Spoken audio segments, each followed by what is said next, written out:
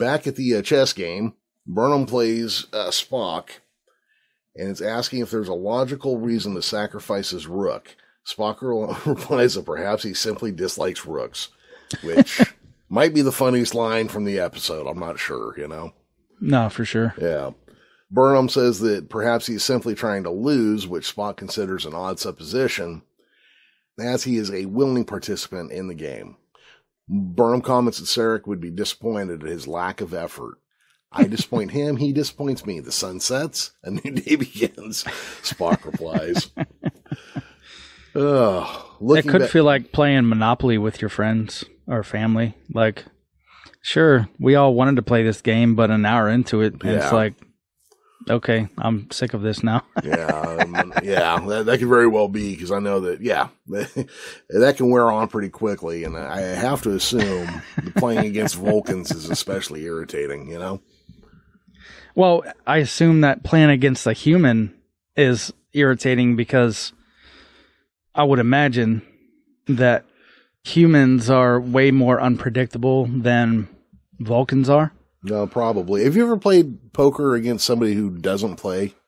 Like, yeah, it can be difficult. Oh, it's a pain. Sometimes. They bet things that you shouldn't bet, and you end up trying to play play how you're taught or how you've learned to play over time, and you drop a hand and find out they got a pair of threes. Stuff like that.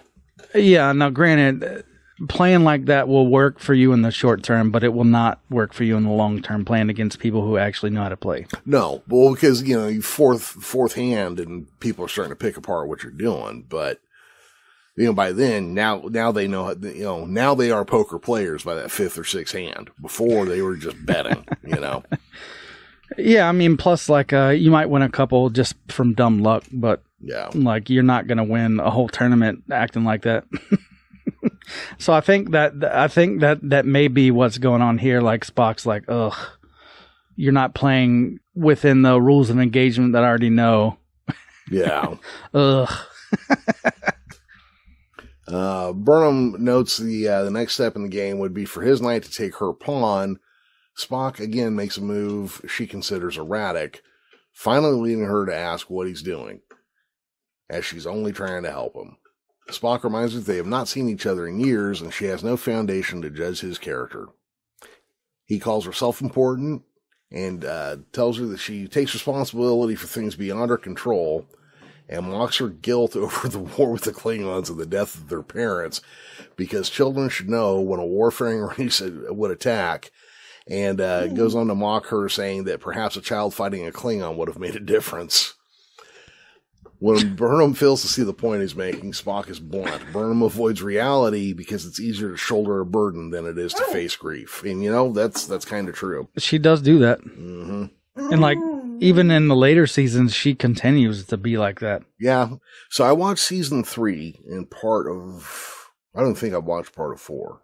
So I haven't seen a lot of what happens after this point besides that first season. Yeah. But they, what they do? Her character is fairly consistent. I mean, yeah, she is. Yeah, she's clearly disheartened, hoping that she and Spock would have a new start. And then he smashes the chess table in rage before leaving and shaking Burnham in her quarters. I dislike these shows that try to show Spock as some rage monster all the time. They've done it with the J.J. Abrams movies, and they kind of do it here and there with him in this. Yeah. Well, I mean, again, with this stuff, I could take it as Spock's a bit younger. Yeah, no. I mean, there's definitely reasons that you could fold it in there. And as far as the Kelvin universe comes, a lot of things were different. Yeah.